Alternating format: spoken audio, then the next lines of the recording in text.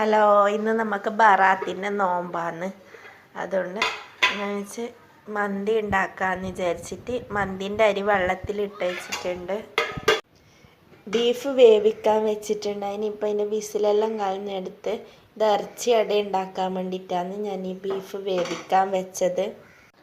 കുക്കറിന് നമ്മൾ ബീഫ് ഇതിലേക്ക് മാറ്റി ജാറിലേക്ക് മാറ്റി എന്നിട്ട് നമ്മൾ ചിക്കനും ഉരുളക്കിഴങ്ങും ഇട്ടിട്ട് വേവിക്കാൻ നോക്കുന്നുള്ളതാണ്. ഇത് കട്ട്ലേറ്റിനാണ് ചിക്കനും ഉരുളക്കിഴങ്ങും. ഞാനിന്ന് കടിയായിട്ട് ഉണ്ടാക്കുന്നത് ഇറച്ചി അടയും കട്ട്ലേറ്റുമാണ്.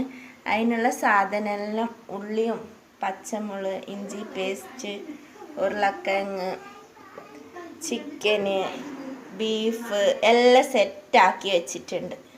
ഇനി മസാല ആക്കണം.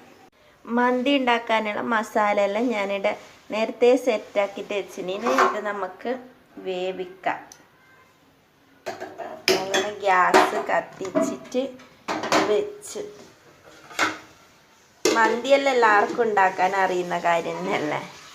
ഉമ്മ ഇറച്ചിയടക്കുള്ള മാവ് കുഴക്കുന്നുള്ളതാണ്. അങ്ങനെ ബീഫ് മസാല ഇവിടെ റെഡിയായിക്കൊണ്ട് വന്ന് നമ്മളെ കട്ട്ലേറ്റിൻ്റെ മസാല ഇവിടെ റെഡിയായി. അതിലേക്ക് ഉരുളക്കിഴങ്ങ് ഇട്ട് കൊടുക്കണം.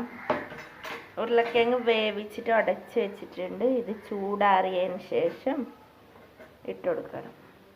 നമ്മളെ മന്തിൻ്റെ മസാലയുടെ സെറ്റായി. ഇനി ചോറ് അരി വേവിക്കാനുണ്ട്. ടൈം ലേറ്റായതുകൊണ്ട് നമ്മൾ ആക്കുന്നതാണ്. ഞാൻ കട്ട്ലേറ്റിന് സെറ്റാക്കുന്നുണ്ട്. ഉമ്മയുടെ ബീഫ് അടക്ക് സെറ്റാക്കുന്നുണ്ട്.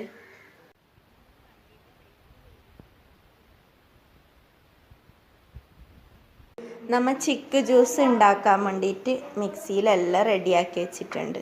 മന്തിക്ക് ദമ്മിടാൻ വെച്ചിട്ടുണ്ട്. ദമ്മിടുന്ന വീഡിയോസ് ഒന്നും എടുക്കാൻ പറ്റിയിട്ട.